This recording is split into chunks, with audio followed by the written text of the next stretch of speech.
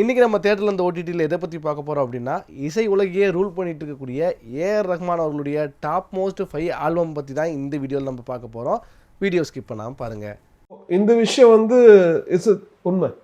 சும்மா போய் கம்ப்ளைண்ட் பண்ணிட்டு நான் வந்து இந்த ஜாதி, நான் வந்து இந்த மதம், நான் இதனால என்ன அமுக்குறாங்க நான் சொல்லும்போது நீ என்ன பண்ணுற, do something, come up to த.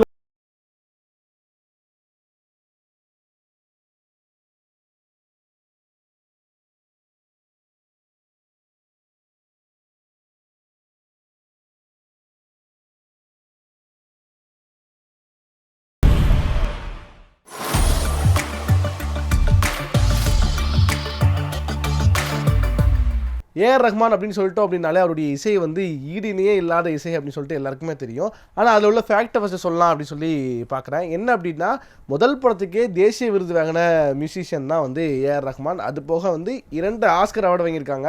ஒரு ஆஸ்கர் வாங்குறதே பெரிய விஷயம், 2 ஆஸ்கர் அப்படின்னு சொல்லி பார்க்குறீங்களா? ஆமாம், ஸ்லம்டாக் மில்லியன் அப்படிங்கிற படத்தில் வந்து ஜெய்ஹோ அப்படிங்கிற பாட்டுக்கும் அதில் உள்ள ஒரிஜினல் ஸ்கோர்ஸ்க்கும் வந்து ஆஸ்கர் விருது வாங்கியிருக்காங்க. அது போக சர்வதேச மொழியில் தாய்மொழியில் எல்லா புகழும் இறைவனுக்கே அப்படின்னு சொல்லிட்டு தமிழில் பேசி ஒரு சரியான ஒரு ரீச் கொடுத்தது தமிழுக்கு. ஆலப்புறான் தமிழன் அப்படிங்கிற சாங் எப்படி போட்டாங்களோ அதில் வந்து ஒரிஜினல் ஹீரோவாக முதல்லயே ஏஆர் ரஹ்மான் வந்து இருந்தார். A.R. Rahman, the Slumdog Millionaire. Which I normally say after every award, which is எல்லா புகழும் இறைவனுக்கே. God is great. Thank you. அது போக கனடாவில் அல்லா ரக்கா ரஹ்மான் அப்படின்னு அவர் பேரில் ஒரு ஸ்ட்ரீட்டுக்கே நேம் வச்சுருக்கிறாங்க. இது வந்து ஒரு தமிழனுக்கு கிடைச்ச அங்கீகாரம் இல்லாமல் ஒரு மியூசிஷியனுக்கு கிடைச்ச அங்கீகாரமாகவும் பார்க்கப்படுது. உலகம் முழுவதும் இவருடைய கேசட்டுகள் வந்து 20 கோடி லெவலுக்கு விற்பனையாயிருக்கு. அது போக தந்தையும் மகனும் ஒரே நாளில் வந்து பிறந்துக்கிறாங்க. இன்றைக்கி தான் அந்த நாள், ஏஆர் ரஹ்மானுடைய பிறந்த நாள். இதை சொல்லிவிட்டு இந்த டாப் மோஸ்ட் ஆல்பம்ஸை வந்து எடுக்கலாம் அப்படின்னு நினச்சிட்டு இருந்தேன், சொல்லிட்டேன். முதல்ல நம்ம வந்து ஸ்டார்டிங்லேருந்தே வரும்னால முதல் அடி வந்து முதல் கோணல் முற்றிலும் கோணல் அப்படின்னு சொல்லுவாங்க. ஆனால் வந்து முதல் அடியே பெருத்த அடியை கொடுத்தோன்னா அவர் எந்த லெவலுக்கு வருவாங்க அப்படிங்கிறதுக்கு சான்று ஏஆர் ரஹ்மான் தான். ஏன் அப்படின்னா, ஏஆர் ரஹ்மான் வந்து ஃபஸ்ட்டு படம் வந்து ரோஜாவுக்கு வந்து இசையமைச்சாங்க. ரோஜா படத்துக்கு இதில் வந்து அரவிந்த் சாமி வந்து ஹீரோவாக பண்ணியிருந்தார்.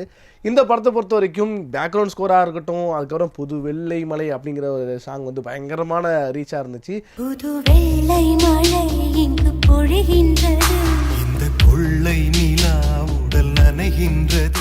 யாருப்பா அது? அரவிந்த் சாமி வந்து ஒரு க்ரஷாக மாறினதுக்கு ஏஆர் ரஹ்மானுடைய பங்கு வந்து ஒரு 50% இருந்துச்சுன்னா அது மிகையாகாது. அந்த லெவலுக்கு வந்து பயங்கரமாக மியூசிக் போட்டு வச்சுருந்தாரு. அதுக்கப்புறம் சின்ன சின்ன ஆசை ஹீரோயினுக்கும், அதாவது எல்லா படத்துலையும் வந்து ஹீரோக்கு வந்து நல்ல ஒரு அட்டென்ஷன் கொடுக்குற சாங்காக அவனை போடுங்கன்னா மியூசிக் டைரக்டர்லாம் ஈஸியாக போட்டுருவாங்க. ஆனால் 1992 ரோஜா படத்துக்கு ஹீரோயினுக்கும் சின்ன சின்ன ஆசை பாட்டுக்கு வந்து அவ்வளோ அழகாக மியூசிக் வந்து போட்டிருப்பார். வைரமுத்துவோட லிரிக்ஸும் அதில் வந்து ரொம்பவே மீன் பிடித்து மீண்டும் கடலில் விட ஆசை அப்படிங்கிற ஒரு லைனு, அந்த லைனுக்கும் பயங்கரமாக மியூசிக் போட்டு ஒரு துள்ளலான இசையை வந்து கொடுத்துருந்தாரு.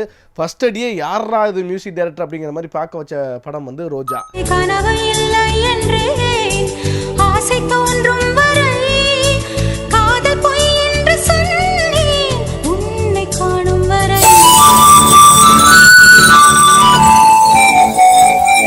அதுக்கப்புறம் எனக்கு பிடிச்ச 2வது சாங் என்னென்னு பார்த்தீங்கன்னா, 1999 இறங்கின காதலர் தினம் ஆல்பம் தான். இந்த படத்தில் உள்ள எந்த பாட்டுமே பிடிக்கலன்னு யாராலையுமே சொல்ல முடியாது. அந்த லெவலுக்கு ஏஆர் ரஹ்மான் வந்து ரூல் பண்ணியிருப்பார் மியூசிக் வேர்ல்டையே. அந்த டைமில் தான் கம்ப்யூட்டர் உலகம்லாம் காலடி வந்துச்சு. நம்ம உலகத்துக்கே கம்ப்யூட்டர் இந்த மாதிரி டெக்னாலஜிலாம் நிறைய வந்துட்டு இருக்கிற நேரத்தில் இந்த கம்ப்யூட்டர் மூலமாக காதலிக்கிறது எப்படி அப்படிங்கிற மாதிரி ஒரு கான்செப்ட் அந்த படத்தில். ஓ மாரியா அந்த பாட்டில் ஆரம்பித்து அதுக்கப்புறம் என்னை விலை அழகே, அதுவும் சரியான மியூசிக். உங்களுக்கு நீங்கள் பார்க்கும் போதே தெரிஞ்சிருக்கும்.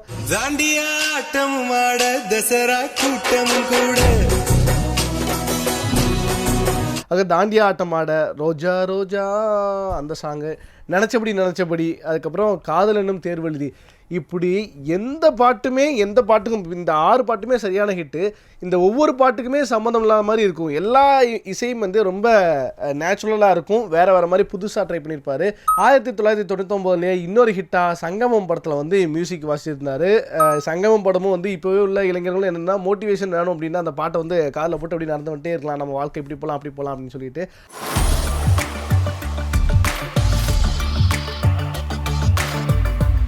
அந்த அளவுக்கு நம்ம வந்து திங்க் பண்ண வச்சு இந்த பாட்டு வந்து சூப்பராக இருக்கும். இந்த படத்தை பொறுத்த வரைக்கும் நீங்கள் சொல்ல போனீங்கன்னா மலை துளி மண்ணில் சங்கமம் உயிர் துளி அந்த பாட்டு வந்து அந்த ஹீரோ தான் வெறித்தனமாக ஆடுவார்னு பார்த்தீங்கன்னா வெறித்தனமாக பேக்ரவுண்ட்லேருந்து மியூசிக் போட்டிருக்காரு ஏஆர் ரஹ்மான். அந்த அளவுக்கு அந்த சாங் வந்து தெறிக்க விடும். எப்போ எடிட்டர் அந்த சாங்கை போட்டுட்ருப்பா அப்பப்போ அப்படிங்கிற மாதிரி மழை துளி மண்ணில் சங்கமம் உயிர் துளி வானில் சங்கமம் உடல் பொருள் ஆவியலும் கலையில் சங்கமம் சங்கமம் அது போடுவாங்க கண்டிப்பாக. ஸோ இந்த சாங் வந்து பயங்கரமான ஹிட்டு. இப்போவும் அந்த ஃப்ரெஷ்னஸ் வந்து ஏஆர் ரஹ்மானுக்கே அடிக்க முடியாத ஒரு குவாலிட்டி அப்படின்னா சங்கமம் படத்துலையும் காமிச்சிருப்பாப்புல. அலைப்பாயுதே திரைப்படம், மாதவன் சாலினி, இந்த படம் வந்து ஒரு லவ்வருக்கான டெம்ப்ளேட் அப்படின்னு சொல்லலாம். இந்த படத்தை பொறுத்த வரைக்கும் ஏஆர் ரஹ்மானுடைய பங்கு எப்படி இருக்குது அப்படின்னு சொன்னோம்னா, ஃபஸ்ட்டு மேடி வந்து வராது, ஓ ஓ மேடி என்றென்றும் புன்னகை அப்படின்னு சொல்லிட்டு இந்த பாட்டை இப்பவும் போட்டு நம்ம ஜாலியாக அப்படி சிரிச்சுட்டே போகலாம். இது தேட்டரில் இப்போ ஏஆர் ரஹ்மான் ஹிட்ஸ்ன்னு சொல்லி ஒரு சாங்ஸ் போட போகிறோம் அப்படின்னா ஹவுஸ்ஃபுல்லாக ஆகும் கண்டிப்பாக. அந்த லெவலுக்கு ரஹ்மான் வந்து எப்போ போட்ட பாட்டாக இருந்தாலும் எப்போனாலும் கேட்கலாம் அப்படிங்கிற மாதிரி போட்டு வச்சுட்டு இருக்காப்புல. அந்த மாதிரி இந்த அலைப்பாதை படத்தில் ஃபஸ்ட்டு பாட்டே வெறித்தனமாக இருக்கும். அப்படி போயிட்டோம் அப்படின்னா இந்த படத்தில் வந்து லவ் சப்ஜெக்ட்னால பயங்கரமாக லவ் சப்ஜெக்ட்னாலே பூந்து விளாடுவாருப்பா அப்படிங்கிற மாதிரி ஏஆர் ரஹ்மான் வந்து பூந்து விளாண்டாரு. அதுக்கப்புறம் எவனோ ஒருவன் வாசிக்கிறான் இருட்டில் இருந்து நான் யாசிக்கிறேன் அப்படின்னு சொல்லிட்டு அந்த பாட்டு புல்லாங்குழலே பூங்குழலே அந்த பாட்டை போட்டுட்டு நைட்டு தூக்கம் வரல அப்படின்னா அந்த பாட்டை போட்டுகிட்டே கேட்பாங்க. அப்படியே என்ஜாய் பண்ணிட்டு அந்த பாட்டு முடிஞ்சதுக்கப்புறம் அப்படி மைண்ட் வந்து ரொம்ப ரிலாக்ஸ் ஆகும். எவ்வளோ தூரத்தில் நம்ம ஸ்ட்ரெஸ் இருந்தாலும் ஏஆர் ரஹ்மானுடைய இந்த சாங்ஸ்லாம் நீங்கள் நம்ம பேசின சாங்ஸ்லாம் நீங்கள் கேட்டிங்க அப்படின்னா மனசு வந்து அப்படியே இதமாயிரும், லேஸ் ஆயிரும் அப்படின்னு சொல்லலாம். அலைப்பாயுதே அஃப்கோர்ஸ் பயங்கரமான ஹிட்டு. ஏஆர் ரஹ்மானை வந்து என்னடா இவர் வந்து லவ்வர் பாய் தாங்க ஏஆர் ரஹ்மான் அப்படின்னு சொல்லிட்டு சொல்ல வச்ச படமும் அலைப்பாயுதே தான். என்னப்பா மியூசிக் டைரக்டர் ஏஆர் ரஹ்மான்னா மியூசிக் டைரக்டர்னா இது மட்டும் தான் பண்ணுவாங்களா? மாடர்ன் சாங்கு வெஸ்டர்ன் சாங் மட்டும் தான் பண்ணுவாங்களா? ஏன் இது ஃபோக்லாம் உங்களுக்கு வராதா அப்படின்னு சொல்லிட்டு லைட்டாக அங்கங்கே முணுமுணுத்துட்டு இருந்தாங்க அந்த டைமில். என்னங்க நீங்கள் முணுமுணுக்கிறீங்க அப்படின்னு சொல்லிட்டு டக்குன்னு கிழக்கு சிமையில் ஆல்பத்தை இறக்கி விட்டார். இந்த படத்தை பொறுத்த வரைக்கும் முழுக்க ஒரு கிராமத்து சப்ஜெக்ட். விஜயகுமார் இருப்பார், நெப்போலியன் இருப்பார், தங்கச்சியை வந்து பாசமாக வளர்த்த தங்கச்சியை கட்டி கொடுத்து இதுக்கு ஒரு சாங் போடுங்க அப்படின்னு சொல்லிட்டு சொல்லுவாங்க. மானூத்து வந்த இல்ல மாங்குட்டி தட்டம்மா இல்ல மானூத்து மந்தையில மாங்குட்டி பெத்த மயில போடே அப்படின்னு சொல்லிட்டு அந்த பொண்ணு வந்து கட்டி எடுக்கும்போது பயங்கரமாக அந்த சாங் போட்டிருப்பாப்புல. அதுக்கப்புறம் இந்த படத்துலையும் லவ் இருக்கும். அந்த ஃபோக் லவ்வாக ஒன்று போட்டு விடுங்க அப்படின்னா ஆத்தங்கர மரமே அரச மர இலையே அப்படி போட்டு கொண்டுட்டாப்லையா ஏஆர் ரஹ்மான். கீபோர்டெல்லாம் எங்கேயா அது அப்படிங்கிற மாதிரி கீபோர்டுக்கே ஏஆர் ரஹ்மான் பேர் வச்சு விட்டுலாம் அப்படின்னு சொல்லிட்டு எல்லாரும் பேச ஆரம்பிச்சிட்டாங்க. இந்த படத்தில் சோகத்துக்கும் ஒரு பாட்டு எழுதணும்னா அதுக்கும் ஒரு மியூசிக்கை போடும் அப்படின்னு சொல்லிட்டு தென்கிழக்கு சீமையில தேராடும் வீதியிலை. அதே போல் இசை விரும்பிகளுக்கெல்லாம் வந்து ஒரு தீரா பிரசாதமாக வந்து இருக்கார் ஏஆர் ரஹ்மான். அவருடைய பிறந்தநாள், அவருக்கு பிறந்தநாளுக்கு வந்து டாப் 5 மோஸ்ட் ஃபேவரட் என்னோடய ஃபேவரட் ஆல்பம் வந்து நான் சொல்லியிருந்தேன். உங்களுக்கும் இதே மாதிரி நிறைய ஆல்பம் சாங் பிடிக்கும். ஸோ அதெல்லாம் நீங்கள் வந்து கமெண்ட் செக்ஷனில் மறக்காமல் கமெண்ட் பண்ணுங்கள். இது போன்ற சுவாரஸ்யமான தேட்டர் OTT எபிசோட நான் உங்களை சந்திக்க வரேன். அது வரைக்கும் தாட்டா பை சொல்லிட்டு கிளம்புறேன். நான் உங்களை ஹரிகர சுதர்.